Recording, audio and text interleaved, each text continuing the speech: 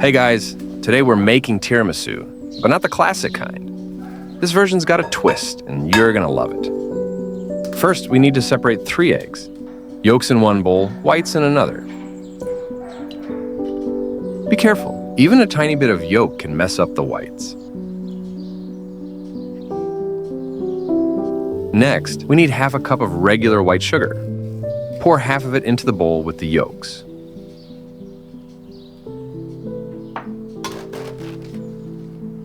Beat the yolks on medium speed until they're light, fluffy, and about 2 to 3 times the volume. It took me around 3 minutes. Now we're gonna whip the egg whites. But first, make sure your bowl and beaters are clean and completely dry. Otherwise, they won't whip.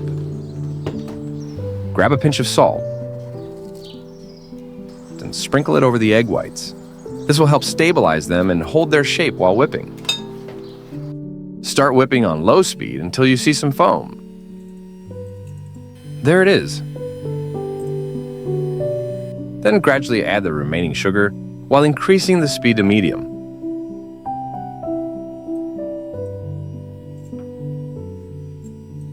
Keep going until you get stiff peaks.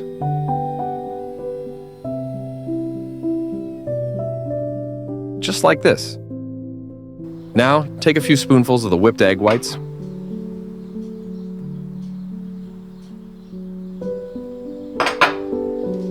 And gently fold them into the yolk mixture. Use a spatula and mix just until it's nice and smooth. Then add the rest of the egg whites to the mixture.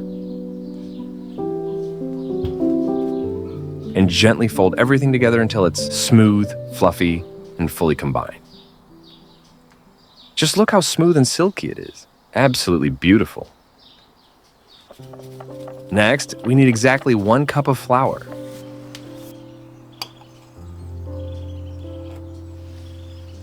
Drop the flour into a sieve. Grab a tablespoon.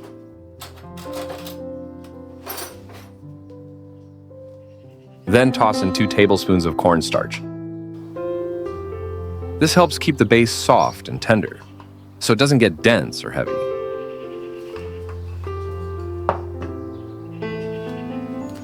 Now sift the dry ingredients, but don't dump it all in at once. I highly recommend splitting it into 2 parts. That way, it mixes in more evenly and the batter stays nice and smooth. If you add everything at once, it can get heavy and deflate. I've made that mistake before. Added all the flour in one go and the batter just collapsed. Lesson learned. Don't do that, guys. And that's our batter. Light, airy, and smooth. Exactly what we want. Now scoop the batter into a piping bag. Makes things easier and less messy. If you don't have one, no big deal. A zip-top bag with the corner snipped off works just fine. Line your pan with parchment paper. Then mark the shape you need. I'm using a clean milk carton to trace it. And I'll be using it later to assemble the dessert.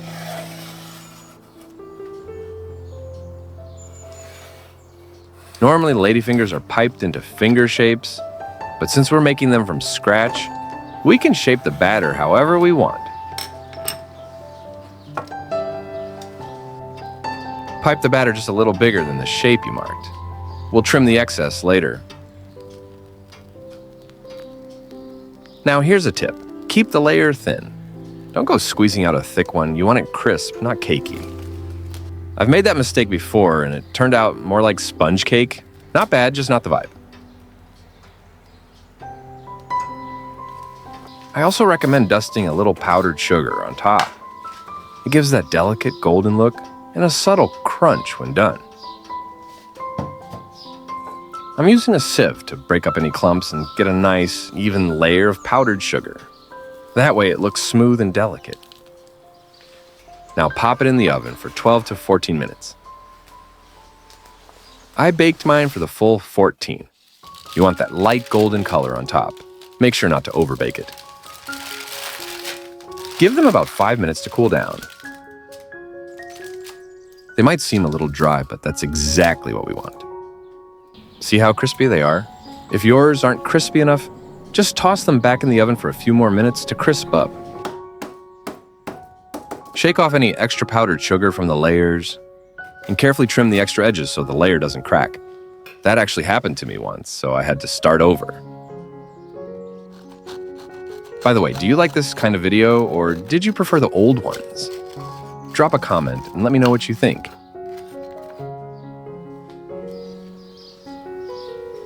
The layer's thin and nicely crispy, exactly what we're going for.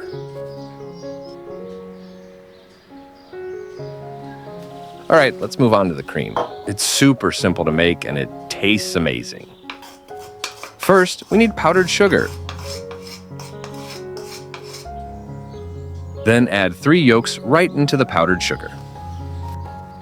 Since powdered sugar tends to fly everywhere, I recommend stirring it with the beaters by hand first. No power yet.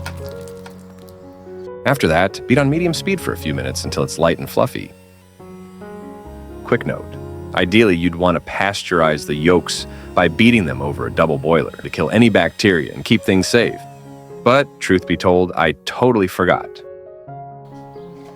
Next up, mascarpone cheese. No mascarpone? No problem. I've got a homemade hack that's super tasty and way cheaper. Check the full recipe in the description below. Just mix on low until it all comes together into a nice, creamy texture. I like my tiramisu cream simple, just egg yolks and mascarpone. Some people add whipped cream or egg whites, and I've tried that too, but this one's my favorite. Just look at that. Absolutely gorgeous. The only problem? Try not to eat it all before the tiramisu's even done. Honestly, this might be the best tiramisu cream I've ever made. It's rich, thick, and so good. All right, now we need a cup of freshly brewed coffee. Put the first layer at the bottom of the carton. As you can see, I've already trimmed off the top. Soak the layer with some freshly brewed coffee. Guys, if you're enjoying the video, give it a like and hit subscribe. Really appreciate it. Now take the cream, drop it over the first layer,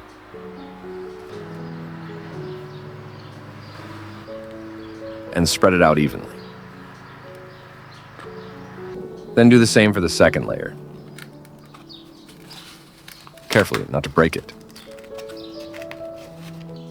The reason I'm using a carton is so we can get nice, clean slices later on. But honestly, you can use any dish you want. Glass, a baking pan, whatever works. Just make sure it's not too big.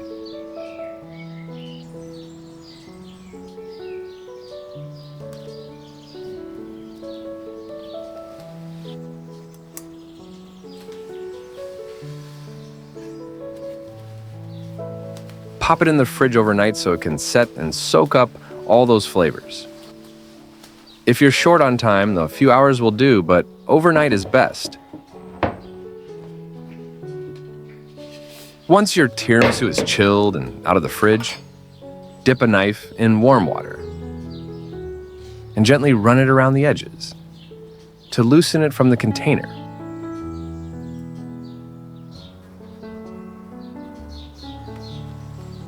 Sprinkle a light dusting of cocoa powder on top. I really recommend keeping it thin.